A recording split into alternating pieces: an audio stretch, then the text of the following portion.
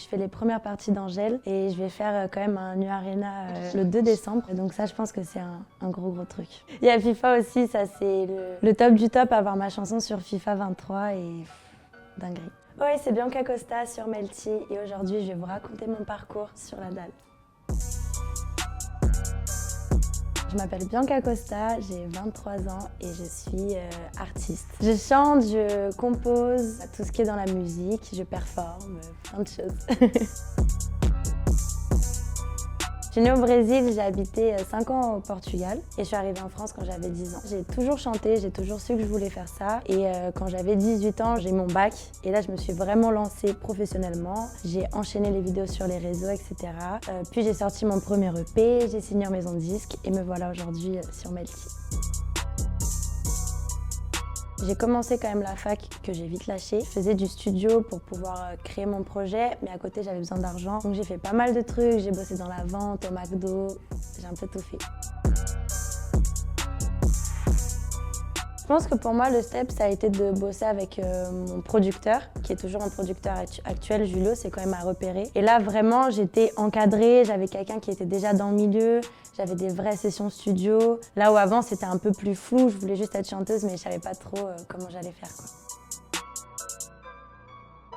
Je suis née dans une famille très artistique. Ma grand-mère peint, mon grand-père chantait, jouait de la guitare, du piano, mon oncle aussi. Donc j'ai toujours baigné dans un univers très musical. Je me suis lancée dans la musique et quand j'ai sorti mon premier son, il y a eu le Covid, donc le confinement. Là, je me suis dit, ok, il faut vraiment que je trouve une idée pour pouvoir continuer à sortir du contenu, être présente sur les réseaux. Et du coup, j'ai eu cette idée de reprendre des sons du moment en les mettant dans mon style brésilien, donc en changeant les paroles, la prod, etc. Et du coup, j'ai créé les Bossa Trap. Ça a bien pris, les artistes ont commencé à bien s'intéresser à moi, les producteurs du milieu. Donc c'était vraiment un step-up dans ma vie pro. Ça faisait genre 2-3 ans que je bossais dessus. Il y avait des sons que j'avais vraiment enregistrés quand j'avais 18 ans. Pour moi, c'était un bonheur de pouvoir le sortir, même si avec le Covid, etc., j'ai pas pu le défendre comme je voulais et faire la sortie que je voulais. Mais c'était vraiment un bonheur de pouvoir enfin dire, voilà, ça fait des années que je vous dis que je fais du son, c'était pas une blague, voilà les morceaux. Je pense qu'il y en a eu plein. Je dirais forcément ma signature en maison de disque. C'est vrai que c'est un grand jour parce que pour ma mère, c'était quelque chose de rassurant, d'avoir aussi de l'argent. Je pense que la signature, tu vois, le champagne et tout, c'est ces journées de ma life. Je dirais quelque chose d'actuel, c'est que je fais les premières parties d'Angèle et je vais faire quand même un Nu Arena le 2 décembre. Donc ça, je pense que c'est un gros truc. Il y a FIFA aussi, ça c'est le top du top, avoir ma chanson sur FIFA 23 et dinguerie. Je pense que chaque jour dépend un peu. Cet été, c'était que des festivals, donc il n'y avait presque pas d'enregistrement. Là, avec pareil, les premières parties, on voyage, le train, les répètes, etc. Je bosse tout le temps, que ce soit chez moi, au studio, tout le temps en train d'écrire, de bosser sur des compos, donc tout le temps la tête avec des écouteurs, quoi.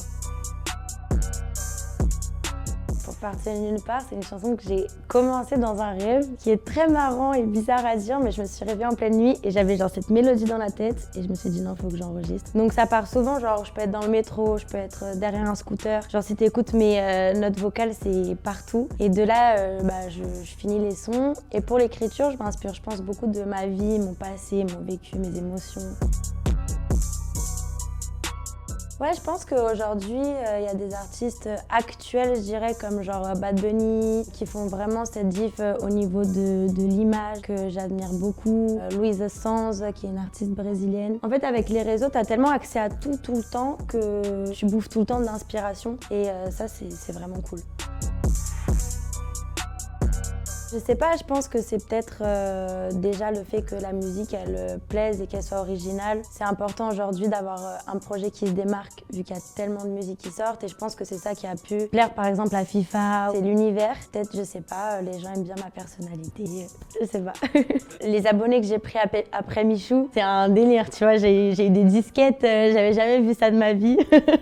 Donc c'est vraiment trop cool de pouvoir être partout, de pouvoir montrer qui je suis vraiment aussi, quelqu'un de simple. Souvent ça matche bien, donc c'est cool. Là, je finis mon projet qui sortira cet hiver avec des surprises, plein de belles choses. On prépare plein de belles choses, beaucoup de musique. Ça fait un moment que j'ai rien sorti de concret, donc là, on va envoyer. Je dirais d'être patient, vous n'avez pas forcément besoin d'avoir un entourage précis ou quoi, juste construisez votre univers à fond, c'est ça qui est le plus important, ayez votre direction artistique, taffez. Aujourd'hui on a TikTok, Insta, on a tout ce qu'il faut pour sortir du contenu, donc faut juste le faire.